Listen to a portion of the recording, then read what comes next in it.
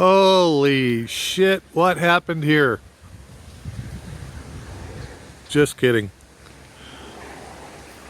Posting a new video because I think I finally got rid of all the crybabies on the channel, the little snowflakes after those last two videos of me making fun of the whole coof, woo flu, whatever you want to call it. But took the cover off the greenhouse at the beginning of summer because it had been pummeled something fierce by hail over the past 2 years. So took that cover off and got new ones inside ready to go on this weekend. But figured I would post a new video because this channel finally hit 14,000 subscribers, because I've been ignoring it, hoping to, like I said, get rid of the crybabies, which I seem to have done pretty well. Little bitches didn't like what I was posting, and they tried reporting it to YouTube and saying, "Oh God, Larry is spreading health misinformation." Going, "No, I'm making jokes, you fucking idiots." So they tried getting YouTube to flag my videos or take them down, and it failed. Like, very impressive fail. Total fail. But figured I'd go through things as we're preparing the thing to get the new cover put on. But there she is, pretty much empty, except for plants in my wicking beds. The towers are not running right now because, well, number one, you can't grow lettuce in the summertime because of the heat. It just instantly bolts. So I've just been doing things in the wicking beds. And I guess there's one stray basil plant left in the raft bed, but that's it. Got more stuff to show, but that's all I got for this quick little segment right now. Be right back. And there you go right there. Those are the two new layers of greenhouse poly. I like how it says made in Israel. That thing showed up and going, what the fuck? Did I order a Scud missile? I guess the Israelis are now getting into making greenhouse poly. Okay. Fine by me. Excuse the funny pink light. I have a very overpriced LED grow light that I use for starting plants under. I'll show you another thing that I got here that I used to start plants with. These are kind of hard to capture on camera, but it's like an AeroGarden. It's a knockoff of the AeroGarden. They're about $80 a piece, 80, 90 off of Amazon. They're called I Do. Sounds like someone walking into a marriage that they're not going to like for the rest of their life. But they're a handy little toy. I can start 12 plants at a time, which is perfect for the towers or the NFT rails that are in the greenhouse. So not bad. And, you know, even though they're hydroponic, transferring that to aquaponics doesn't present any problems. I use MaxiGrow. I think that's what it's called. It's not going to say it's a, I don't know, organic nutrient, but it doesn't have anything freaky in it that'll harm the fish and the aquaponics system.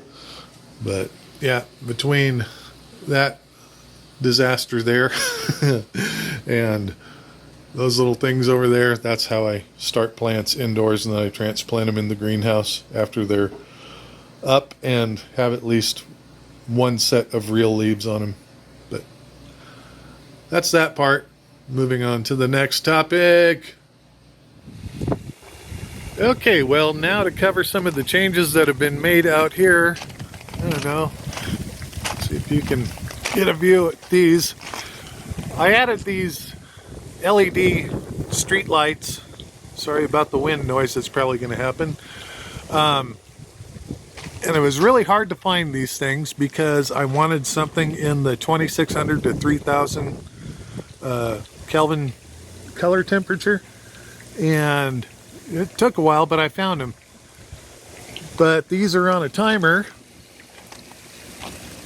and the timer actually kicks on at 6 in the morning and shuts down at 9 p.m. and they have a photo sensor on top of them. The reason that they are there is because this allows me to provide 16 hours of light per day, no matter what time of year it is. And since they're that warm white color temperature, it simulates the pink sky in the morning and evening around here, so the plants think they're actually getting, same amount of light year-round. So I'm actually able to grow a lot more stuff.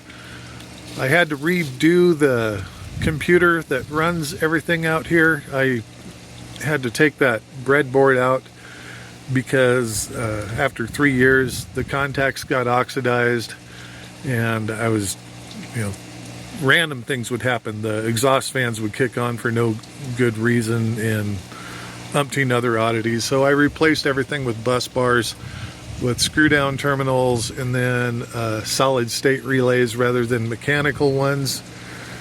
And I found out with these Raspberry Pi computers that the SD card in there that works as the hard drive in a regular computer is only good for about 3 years. So I had to rebuild that. This is kind of hard to see. Yeah, I had to redo my software because I didn't remember what I did 3 years ago. But I have actually a much better view of things. Yeah, too bad that this doesn't show up any better outside. What else? Oh yeah, that pump for my boiler went bad after 3 years. If that's the way they work in a house that has steam heat, boy, I'd hate to have to replace those every 3 years because they're $110 a piece. So I put a new one on it. Got that all wired in. I have stopped using tilapia because they're a big, nasty waste of fish. And they're too sensitive to temperature. So as you can see, there's actually 3 left in here. The rest of them have died off because they just can't tolerate the winter temperature. So I've switched to koi. You can get the koi off of Amazon. Like 25 of them delivered to your door for $110. I built quite the strawberry patch, but everything else I'm slowly trimming them out. Those are radishes I let turn to seed. So these funny things that you see on there, those are the seed pods that you'll get off of a radish if it grows too long. I still got kale and some beets and Malabar spinach. My Swiss chard is not looking well right now because it's getting cold out here at night, like down to the 40s. But I have plenty of green beans and more beets. What else have I changed? Oh, kind of hard to see these little boxes in here. They're made by TP-Link. They're a Wi-Fi controlled outlet that the greenhouse computer can control. My lime tree is not liking the cold weather. That'll all change this weekend though. But as I said, the towers are shut down completely. I'm 3D printing brand new ones because I got a brand new 3D printer. Creality Ender 5 Pro, I think that's what it is. It's a really sweet printer. But there's what we have out here in the greenhouse. Yes, even the NFT rails are offline because, like I said, only so much you can do in the summertime with aquaponics. And speaking of aquaponics, I'm going to cap off the end of this video with another video that I shot earlier to show you what else I'm doing besides aquaponics, because Honestly, aquaponics is not the be all and end all of gardening. Nowhere close. So that's all. We'll post a new video this weekend as the greenhouse cover is going on. This is the reason why I say that aquaponics is not the be all and end all to raising food.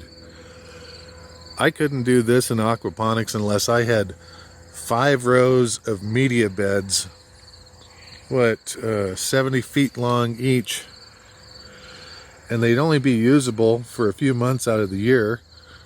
So that means I would have a fish tank that I would have to keep heated out here in the bare weather all year long, or at least all winter long.